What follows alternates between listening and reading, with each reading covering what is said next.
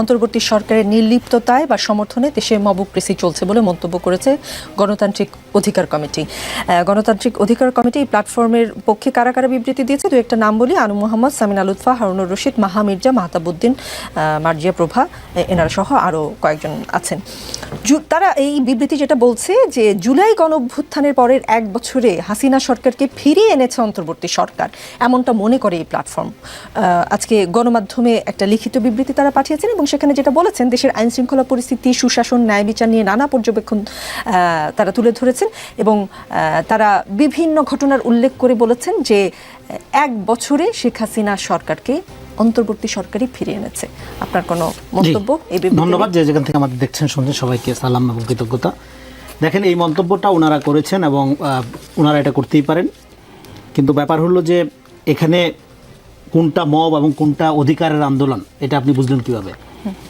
শ্রমিকরা এখানে, আপনি জানেন দু একদিন আগে দুইটা শ্রমিক সমাবেশে গুলি হয়েছে এবং মারাও গিয়েছে শ্রমিকরা।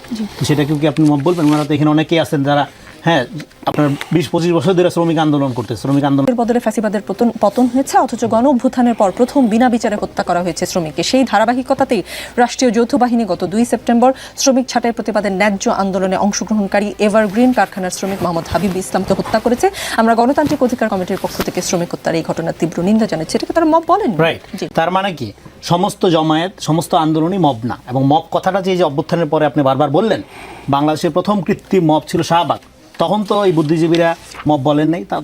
এখন সেই কৃত্রিম জনজাগরণের মধ্য দিয়ে এখানে ফ্যাসিবাদকে যেভাবে সামাজিকীকরণ করা হয়েছে, তখন তো আপনারা সেইভাবে প্রতিবাদ জানান নাই যে এইভাবে মব করে বিচারটাকে ফাঁসির দিকে নিয়ে যাওয়া হচ্ছে। অনেকে প্রতিবাদ জানিয়েছে, অনেকে আমরা জানিয়েছি প্রতিবাদ, এবং তাদেরকে জঙ্গি জামাত বলা হয়েছে। এখানে যাদের নাম বললেন তাদেরকে আমরা প্রতিবাদ জানাইতে দেখি নেই। আমি স্পষ্ট, আমার মনে আছে, আমি সেই সময় খুবই অ্যাক্টিভ ছিলাম।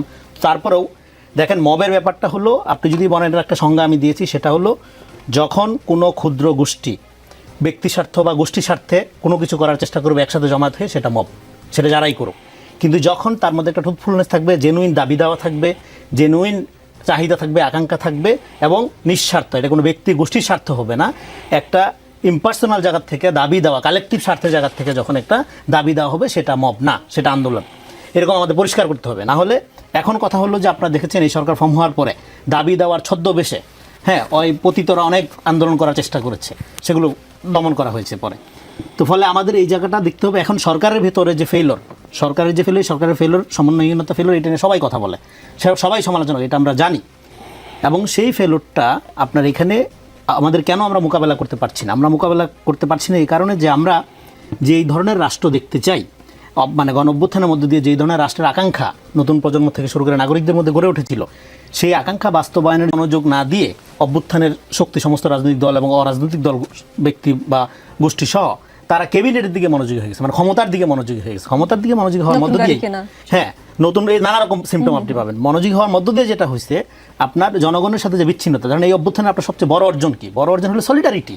প্রাইভেট ইউনিভার্সিটি তো বিসিএসের জন্য নামে নেই, কিন্তু সে জীবন দিতে নামছে জাস্ট এই অন্যায়ের বিরুদ্ধে, মানে এইভাবে গুলি করে মারা যাবে না।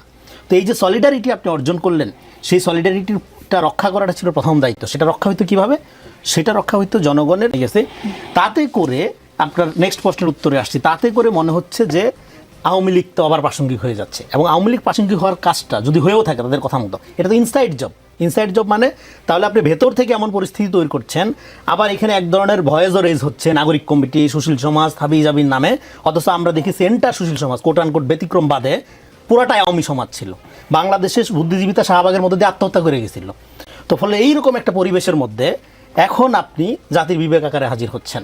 ফলে দেখেন, এখানে আমাদের মূল সমস্যাটা যেটা হচ্ছে, আমাদের এখানে যে একটা এই যে মানুষের আত্মশক্তি, আত্মমর্যাদা বোধ এত কম, যে আওয়ামী লীগের সময় আওয়ামী লীগ, আন্দোলনের সময় আন্দোলনকারী, তারপরে এখন বিএনপি জামাত হওয়ার যে প্রতিযোগিতা, সেই প্রতিযোগিতার মধ্য দিয়ে মানুষের যে তার পজিশন, ক্লিয়ার পজিশন, সেটা এখানকার সুশীল সমাজ বলেন, বুদ্ধিজীবী সমাজ বলেন, সাংবাদিক সমাজ বলেন, বেশিরভাগ সময় হারাই ফেলার মধ্য দিয়ে এই সমস্যাটা তৈরি হয়। ফলে আওয়ামী লীগ ফেরার কথাটা ওনারা প্রতীকী অর্থে বলেছেন।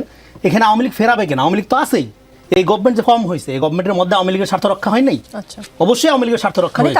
কারণ শেখ হাসিনাকে ঘৃণা করলেও, শেখ হাসিনার প্রতি তাদের ক্ষোভ থাকলেও, আওয়ামী লীগ একটা আইডিয়া, একটা রাজনৈতিক আদর্শ হিসাবে সেইটার ব্যাপারে অনেকের আবেগ, ইমোশন রয়ে গেছে।